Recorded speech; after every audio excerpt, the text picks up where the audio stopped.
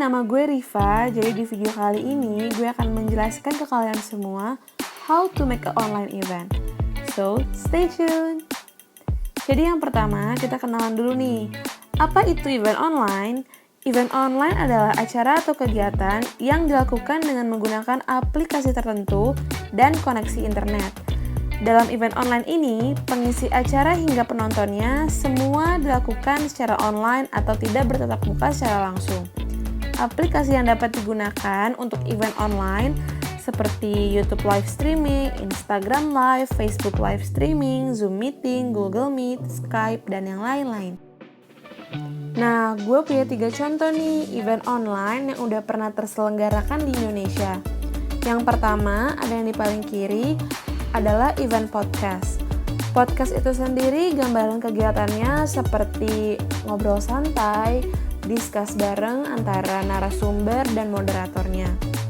Nah, podcast ini membutuhkan audio tertentu yang akan menghasilkan suara mereka lebih jernih. Dan yang kedua adalah event virtual choir. Jadi, virtual choir ini adalah mereka-mereka yang ada di dalam suatu choir menggabungkan suara mereka menggunakan aplikasi tertentu yang hasilnya dapat kalian nikmati di platform media sosial. Dan yang ketiga adalah event webinar. Event webinar itu sendiri gambaran kegiatannya adalah seperti seminar online. Jadi ada narasumber, moderator, dan ada tema tertentu yang diangkat.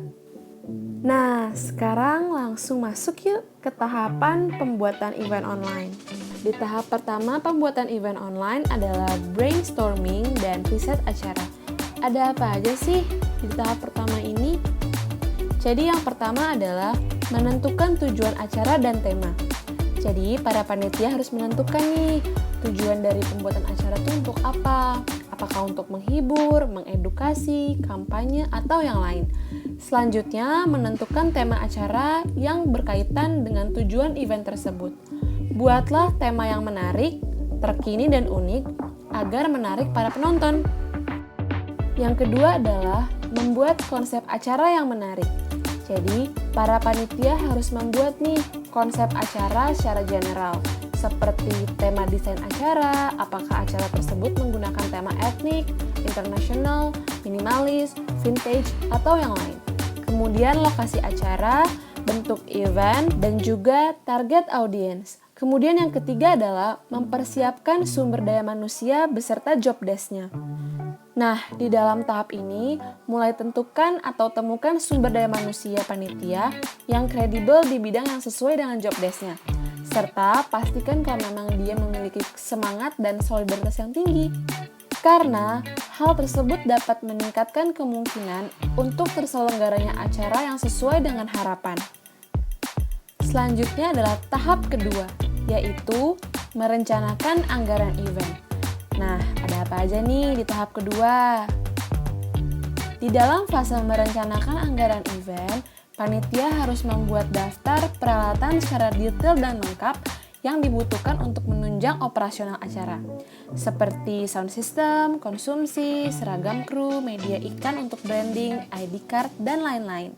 Nah, pastiin juga tiap-tiap item tersebut mendapatkan harga yang terbaik dengan kualitas yang terbaik juga. Gue punya sedikit tips nih untuk menghemat anggaran. Carilah vendor yang dapat memberi harga lebih murah namun dengan kualitas yang bagus. So, selamat mencari ya guys. Sekarang kita masuk ke tahap ketiga nih, yaitu menyusun timeline yang matang. Ada apa aja ya di tahap ketiga ini? Nah, di dalam perencanaan timeline ini, para panitia mulai menentukan dan mencatat pekerjaan apa yang harus diselesaikan dan kapan deadline dari pekerjaan tersebut. Seperti deadline pemilihan venue acara, proposal acara, pemilihan vendor acara, dan lain-lain. Emangnya fungsi timeline itu apa aja sih? Jadi yang pertama itu adalah mengetahui deadline suatu pekerjaan. Yang kedua, meminimalisir overtime suatu pekerjaan. Yang ketiga, mengontrol kesiapan acara dengan mudah. Yang keempat, memastikan bahwa seluruh keperluan acara telah dilaksanakan. Selanjutnya adalah tahap keempat, yaitu menyusun rencana alternatif. Nah, kenapa sih kita harus menyusun rencana alternatif? Yang pertama itu sebagai bentuk antisipasi kita jika terjadi hal-hal yang tidak sesuai dengan rencana awal. Yang kedua adalah meminimalisir kegagalan suatu acara. Yang ketiga adalah bentuk upaya maksimal untuk menyelenggarakan suatu acara. Selanjutnya, kita masuk ke tahap kelima nih, yaitu menentukan pengisi acara. Nah, di tahap ini, gue punya tips nih gimana cara memilih pengisi acara. Yang pertama adalah menarik, yang kedua adalah sesuai anggaran, yang ketiga up to date, dan yang keempat kredibel. Sekarang kita masuk ke tahap keenam, yaitu kerjasama dengan vendor terpercaya. Nah, sekarang gue kasih beberapa jenis vendor yang berkemungkinan untuk kalian butuhkan ketika kalian membuat event online. Yang pertama adalah venue, kedua dekor, ketiga properti, keempat jasa pengiriman, kelima audio, dan yang keenam souvenir. Sekarang kita masuk ke tahap ketujuh yuk, yaitu menentukan media promosi. Nah, tahap ketujuh ini adalah salah satu tahap yang terpenting di dalam proses pembuatan event online kalian. Oleh karena itu, pastikan media promosi yang kalian pilih adalah media promosi terbaik dan terefisien untuk mempromosikan event online kalian. Yuk semangat, kita udah masuk ke tahap ke-8 nih, yaitu mencari media partner yang tepat. Kalian pasti bingung kan, kenapa sih kita harus memilih media partner yang tepat? Ini dia nih, keuntungan jika kalian memilih media partner yang tepat. Pertama, akan menekan biaya promosi. Yang kedua, akan menarik perhatian publik. Yang ketiga, dapat meningkatkan peluang keberhasilan event kalian tersebut. Next-nya adalah tahap ke-9, yaitu memastikan seluruh kebutuhan event online telah siap untuk digunakan.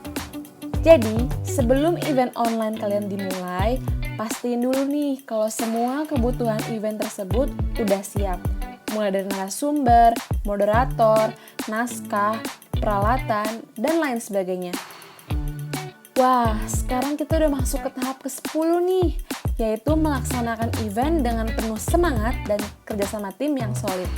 Nah, saat event tengah berlangsung, kalian para panitia tetap harus menjaga semangat nih, dan juga kerjasama yang baik antar para panitia.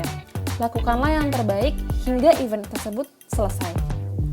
Finally, kita masuk ke tahap ke-11, yaitu tahap evaluasi. Ini tahap terakhir loh guys.